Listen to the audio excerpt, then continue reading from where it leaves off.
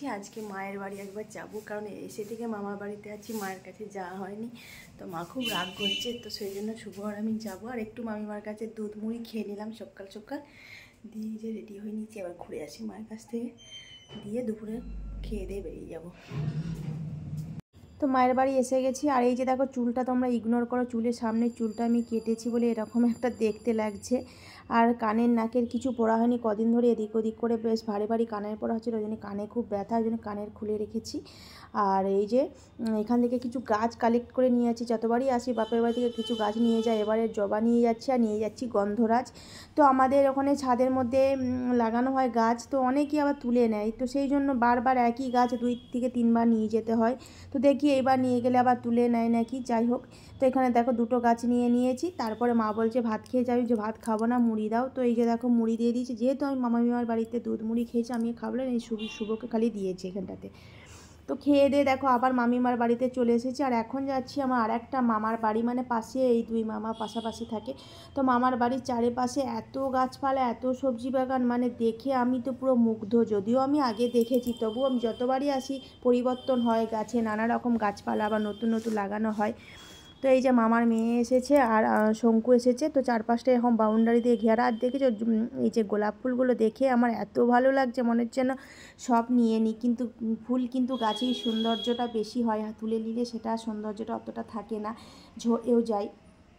তো দেখেছো শীতকাল বলে গাঁদা, তারপরে সূর্যমুখী, চন্দ্রমল্লিকা, অনেক রকমের ফুল এখানটায় ফুটেছে। এই যে গাঁদা ফুলও ভরে ভরে ফুটেছে একদম। আর সবজি বাগানও করেছে এখানটাতে ওরা। এই যে দেখো চন্দ্রমল্লিকা, ছোট্ট ছোট্ট বিভিন্ন কালারের চন্দ্রমল্লিকা ফুল। আর ফুলগুলোকে দেখে আমি এতটাই ভালো লাগছে, মনে হচ্ছে যেন এখানেই থেকে যাই ফুলগুলোর সাথে। তো ফুল কে কে ভালোবাসো অবশ্যই জানি। এই যে দেখো একটা কত সুন্দর পিঙ্ক কালারের ডালিয়া ফুল ফুটেছে। তো আমি সবগুলোকে ধরে ধরে একটুখানি ছবি তুলে নিচ্ছি, দেখতে বেশ ভালো লাগছে। কালারফুল ফুলগুলো দেখতে বেশ ভালো লাগে। আর এখানটায় দেখো গেটের পাশে রয়েছে অরেঞ্জ কালারের কাগজ ফুল।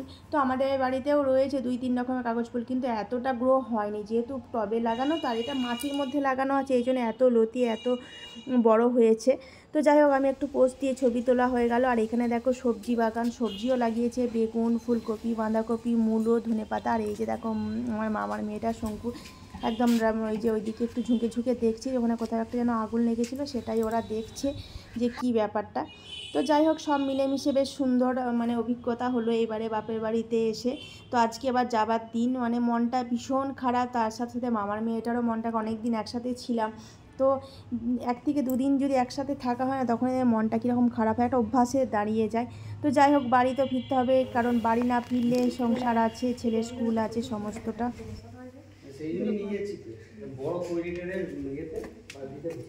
হয়ে গেল ঘোরাঘুরি।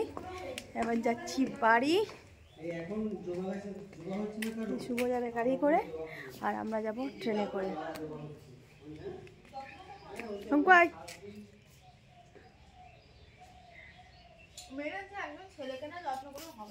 তো আমরা বাড়ি চলে এসেছি, দিয়ে এসে রেডি হয়ে স্নান করলাম, করে একটু ফ্রেশ হলাম। লিপস্টিকটা এখনো তোলা হয়নি।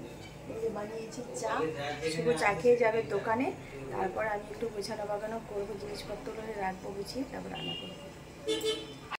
যেহেতু সকাল সকাল বেরিয়েছি 12টার সময় ভাত খেয়ে, সেই জন্য আর রাস্তায় কোথাও কিছু খাই না। আমার রাস্তায় খেতে কিছু অতটা ভালোও লাগে না, তো মনে হয় বাড়ি এসে ফ্রেশ হয়ে রিল্যাক্সে বসে বসে খাবো। এখানে দেখো শঙ্কু চপ আর ভেজিটেবল এনেছে, এখানে বাদাম, শসা, পেঁয়াজ, একটুখানি ছোলা দিয়ে ভালো করে মুড়িটা মাখিয়ে একটু খেয়ে নিচ্ছি পেট ভরে। তারপরে দেখো রাত্রে রান্না, যেহেতু সবজি কিছু নেই, এই জন্যই পাঁপড় ভাজা আর খিচুড়ি বানাচ্ছি। তো আজকে আর ব্লগটা খুব বেশি লম্বা করলাম না, আর ইচ্ছাও লাগছে না, এনার্জিও না, এত দূর থেকে জার্নি করেছি, তারপর মনটাও ঠিক না, মন খারাপ। তো সেই জন্য তোমাদেরকে আর পুরো ক্লিপ তুলে তুলে দেখাতে পারলাম না, একটু আধটু করে জাস্ট দেখালাম। তো বন্ধুরা, আজকের মতো ব্লগটা আমি এখানেই এন্ড করছি। তোমাদের যদি ব্লগটা ভালো লেগে থাকে, অবশ্যই তোমরা একটা লাইক কমেন্ট করো, আর যারা আমাকে নতুন দেখছো তারা অবশ্যই চ্যানেলটা সাবস্ক্রাইব করে পাশে থেকো। আর আজকের মতো এখানেই ব্লগটা এন্ড করছি। Tata, bye bye.